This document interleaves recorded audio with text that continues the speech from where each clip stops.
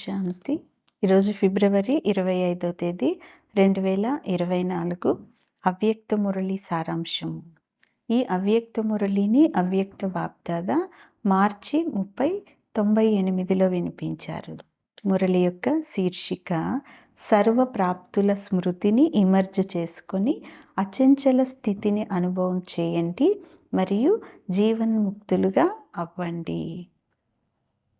ఈరోజు భాగ్య విధాత బాబా విశ్వంలోని తమ సర్వశ్రేష్ఠ భాగ్యవంతులైన పిల్లలను చూస్తూ ఉన్నారు. పిల్లలు ప్రతి ఒక్కరి భాగ్యం యొక్క మహిమను స్వయంగా భగవంతుడు గాయనం చేస్తారు. బాబా మహిమనైతే ఆత్మలు గాయనం చేస్తారు, కానీ పిల్లల యొక్క మహిమను స్వయంగా భగవంతుడు చేస్తున్నారు. మాకు ఇంతటి శ్రేష్ఠ భాగ్యం తయారైంది అని ఎప్పుడైనా స్వప్నంలోనైనా ఆలోచించారా? కానీ అంతటి శ్రేష్ఠ భాగ్యం పిల్లలైన మనకు తయారైంది కదా. మమ్మల్ని భగవంతుడు రచించారు అని ప్రపంచంలో వాళ్ళు కూడా అంటారు, కానీ వారికి భగవంతుడి గురించి తెలియదు, వారి యొక్క రచనను గురించి కూడా తెలియదు. పిల్లలైన మీరైతే చెప్తారు, మమ్మల్ని శివ్ బాబా బ్రహ్మ ద్వారా రచించారు కనుక మేము భగవంతుడికి పిల్లలము. ఆ పరమాత్మ లేదా భగవంతుడు కేవలం మాకు తండ్రి మాత్రమే కాదు, తండ్రి కూడా అయినారు, శిక్షకుడు కూడా అయినారు, మరియు సద్గురువు కూడా అయినారు అనేది వెంటనే చెప్పేస్తారు కదా. ఈ నశ అయితే అందరికీ ఉంది కదా అంటున్నారు బాబా.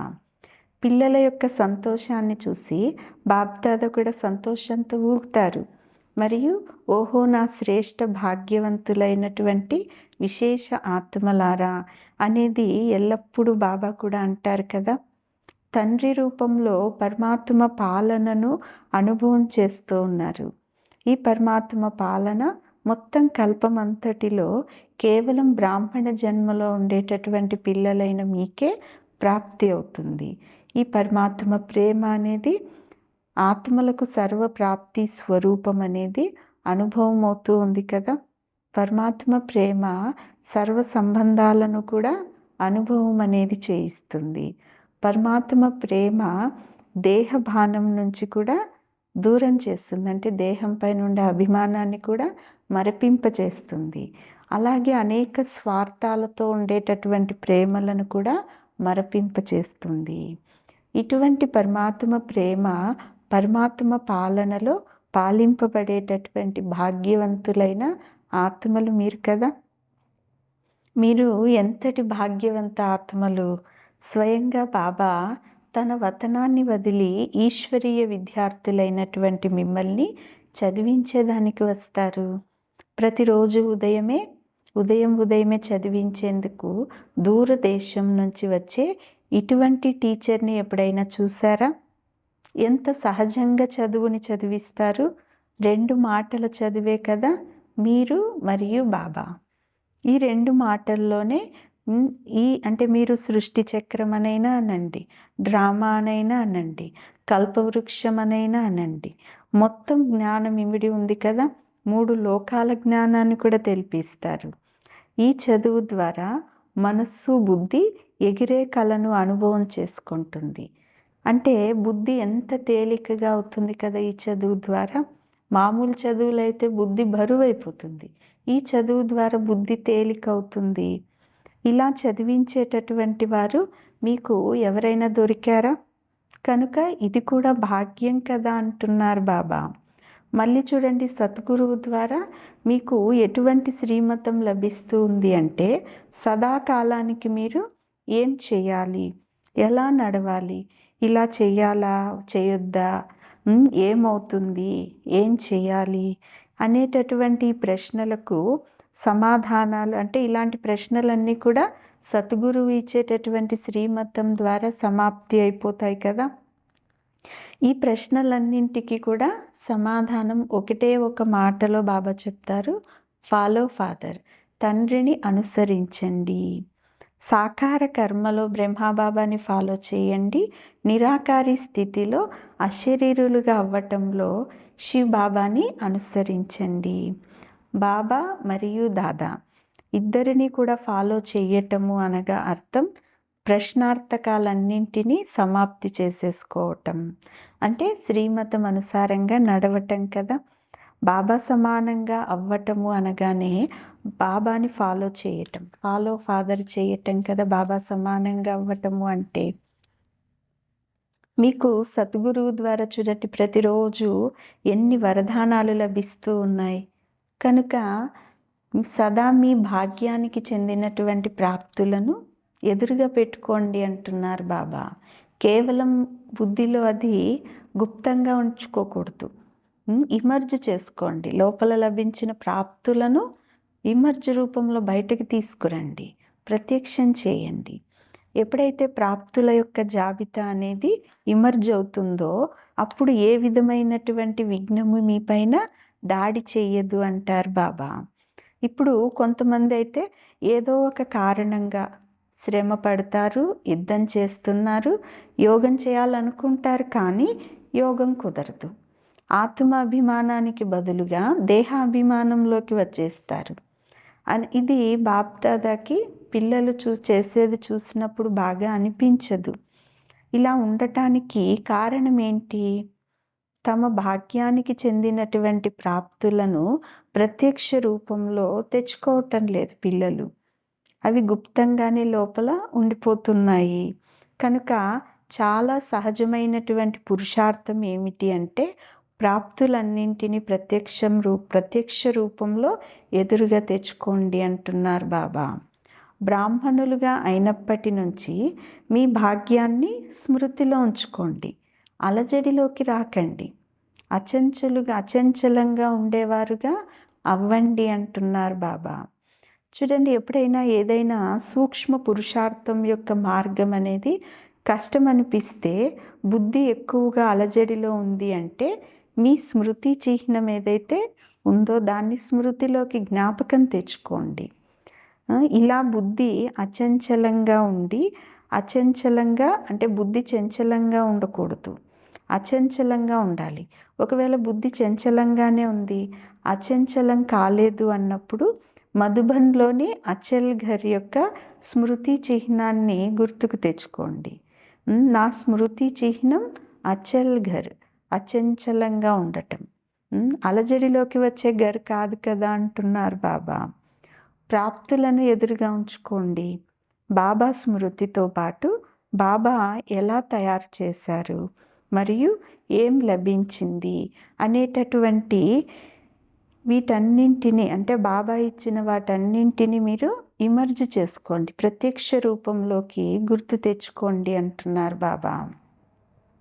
ఈ సంవత్సరం తర్వాత బాప్దాదా పిల్లల ప్రతి ఒక్కరిని కూడా జీవన్ముక్త స్థితిలో చూస్తారు కదా. భవిష్యత్తులో అయితే జీవన్ముక్తులుగా ఉంటారు, కానీ జీవన్ముక్తులుగా అయ్యేటటువంటి సంస్కారాన్ని ఇప్పటి నుంచినే మీలో ఇమర్జ్ చేసుకోవాలి. నిరంతర కర్మయోగి, నిరంతర సహజయోగి, నిరంతర ముక్తి ఆత్మ సంస్కారాన్ని ఇప్పటి నుంచి మీరు అనుభవంలోకి తీసుకురండి అంటున్నారు బాబా. ప్రకృతిపతులైనటువంటి మిమ్మల్ని విజయమాలలో ఆహ్వానిస్తూ ఉంది. సమయము విజయం యొక్క గంట మ్రోగించేందుకు భవిష్య రాజ్య అధికారులైనటువంటి మీరు ఎప్పుడు వస్తారు? గంట ఎప్పుడు మ్రోగించాలి అని ప్రకృతి కూడా సమయం కూడా ఎదురు చూస్తూ ఉంది. భక్త ఆత్మలు కూడా మా పూజ్య దేవాత్మలు ఎప్పుడు ప్రసన్నమై మాకు ముక్తి యొక్క వరదానాన్ని ఇస్తారు అని ఆ రోజు కోసం భక్తులు కూడా ఎదురు చూస్తూ ఉన్నారు. దుఃఖంతో ఉండేటటువంటి ఆత్మలు మా యొక్క దుఃఖహర్త సుఖకర్త ఆత్మలు ఎప్పుడు ప్రత్యక్షమవుతారు అని వారు కూడా పిలుస్తూ ఉన్నారు కదా. కనుక వీరందరూ మీకోసం ఎదురు చూస్తున్నారు లేదా మిమ్మల్ని ఆహ్వానిస్తూ ఉన్నారు కదా.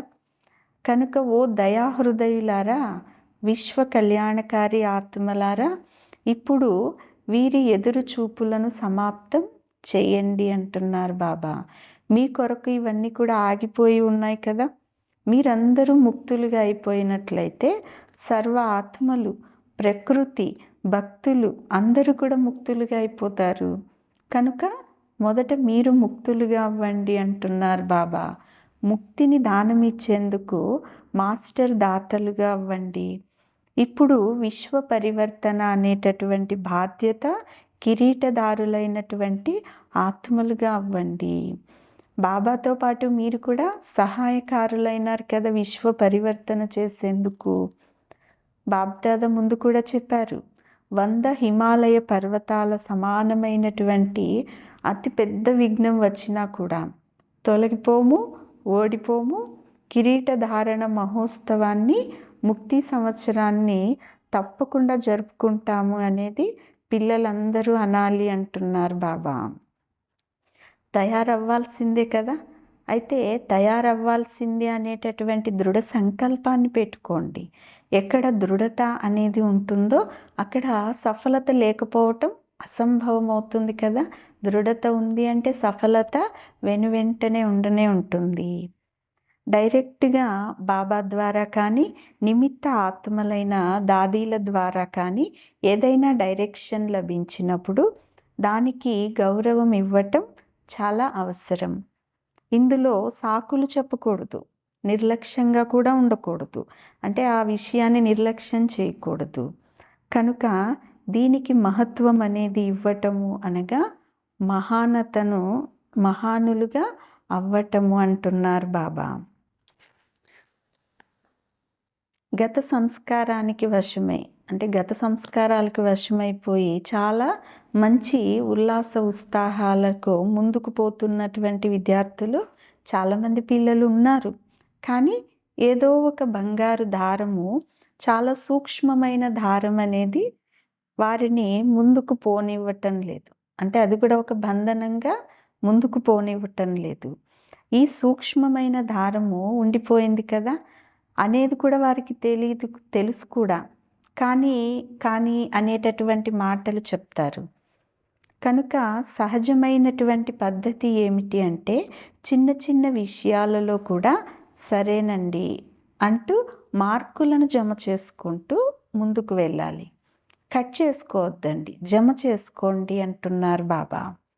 కనుక దృఢ సంకల్పం చేసేందుకు విశేషంగా అంటే ఇలాంటి దృఢ సంకల్పం చేసినందుకు విశేషంగా మధుబన్ నివాసి పిల్లలు సరే అని అన్నందుకు బాబ్దాదా అభినందిస్తున్నారు. ప్రియ స్మృతులను కూడా ఇస్తూ ఉన్నారు కదా. ఎందుకు ఇస్తున్నారు? మధువనము అంటేనే బాబ్దాదా స్వరూపాన్ని ప్రత్యక్షం చేసేటటువంటి అద్దాల మహలైంది కదా మధుబన్. బాబా ఇప్పుడు డ్రిల్ చేయిస్తున్నారు కదా. ఇప్పుడిప్పుడే అశరీరులుగా అవ్వండి అని.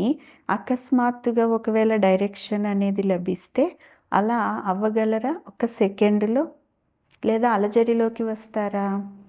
ఈ అభ్యాసం చేస్తూ ఉన్నప్పుడే చివరి సమయంలో ఈ అభ్యాసమే మిమ్మల్ని పాస్ విత్ ఆనర్గా చేస్తుంది అంటున్నారు బాబా. మంచిది.